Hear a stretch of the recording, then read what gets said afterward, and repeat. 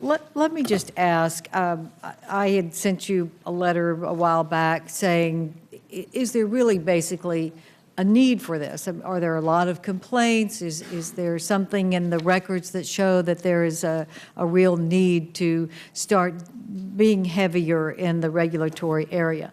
My question is, has the Commission conducted an economic analysis that would indicate that there is a need for more regulation when the sort of lighter regulatory hand has produced so many good results in the last 10 years? Senator, a bipartisan commission several years ago adopted open internet rules, and since then I think there's been large compliance with them. I agree in a light touch approach, but I think the commission had already concluded that these kinds of steps are essential. We launched a proceeding that was designed to address a number of the procedural issues that existed, to clarify, to bring greater certainty and predictability to this area, and to make sure that we preserve the freedom and openness of the internet for competitors, for entrepreneurs, for innovators, for speakers. I'm confident that we can do that.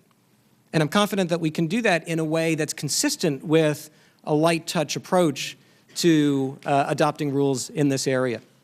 Well, I would agree with you that the Commission policy that was bipartisan was to open it and basically to have the light touch. But I think the Comcast decision by the court should be at least a warning flag to the FCC that it is a heavy hand that the Commission does not have the authority from Congress to actually use, and that it overstepped its bounds. And I would just ask, maybe what is your interpretation of the court opinion if you differ from mine? Yeah.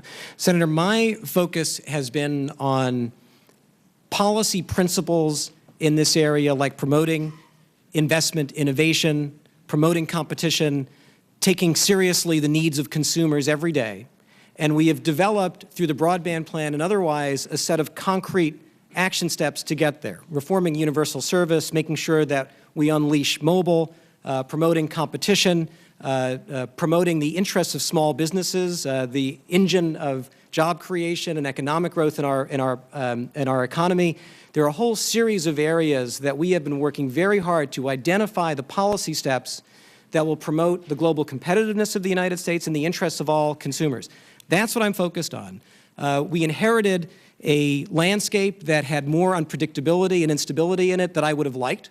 The court decision reminds us of that. We have an obligation to make sure that as we protect and empower consumers, as we promote innovation, as we promote investment, that our decisions are on a solid legal foundation. There are lawyers obviously hard at work on this.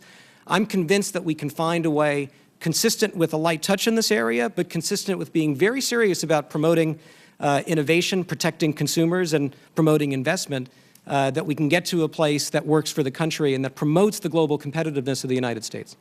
Well, I would just say that many of the commentators are very concerned that all of this process is going to mean we're going to spend a lot of money on lawyers and not as much on innovation, and it's going to cause more confusion and instability in investment than what I think you're stating, and I agree with. The goal is to have more investment, more openness, more competition, and more availability for consumers. So I just hope you will keep the light touch as much a part of your thinking as all of the process, and by trying to define so much, maybe having more money spent on lawyers than innovation. Thank you. Thank you, Senator Hutchison. Senator Dorgan. Mr. Chairman, thank you very much. Mr. Genachowski,